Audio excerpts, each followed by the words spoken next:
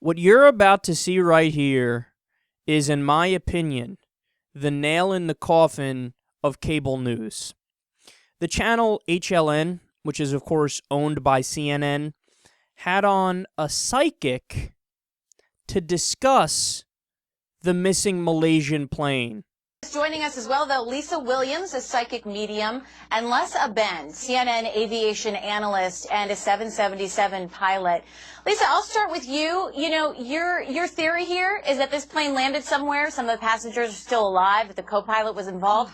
I'm going to start first and foremost with there are people at home right now that are going to shake their head at that are going to be disappointed that you would take that leap when you don't have hard concrete evidence. What would you say to those people? Well, naturally, I don't actually have hard concrete evidence, and I think any psychic who has hard concrete evidence can't do their job correctly because they get misinformed, they get interpreted, and they'll just work on what they know. So I tend to work off what I don't know.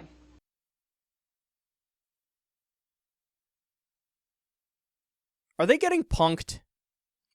Is Ashton Kutcher about to pop out on screen? She's admitting that she doesn't have evidence and that she doesn't know. She even said, I gotta go based off what I don't know. Well, then why the fuck are you here? If we really wanted to hear what people don't know, we can grab any random schmuck off the street and say, I don't know, man, just give us your opinion. What the fuck you think happened? Your opinion is just as valid as anybody else's. But I haven't followed up. I haven't read any articles on it or anything. All the better, son. Speak up. What do you think happened to the missing Malaysian plane? I mean, this is a joke. This is a joke. This is what the mainstream media has become. I mean, in the last week, CNN speculated that God was involved in the missing plane. Don Lemon actually asked the question in the middle of the day on CNN.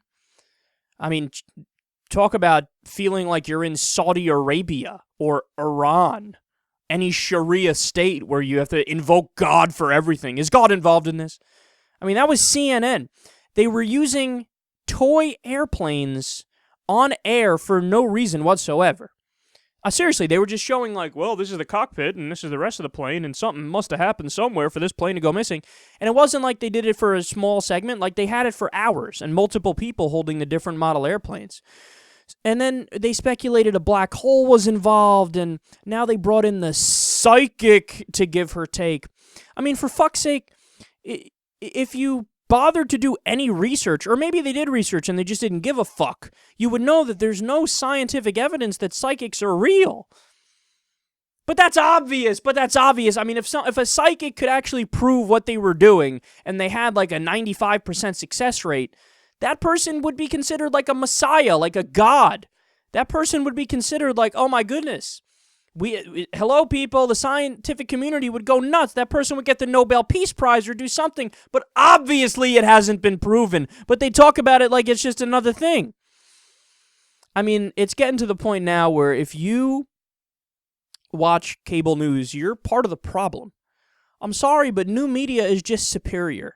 Like all the different outlets online that you go to, don't get me wrong, some of them, of course, they're fringe, stupid websites. There's no doubt about that.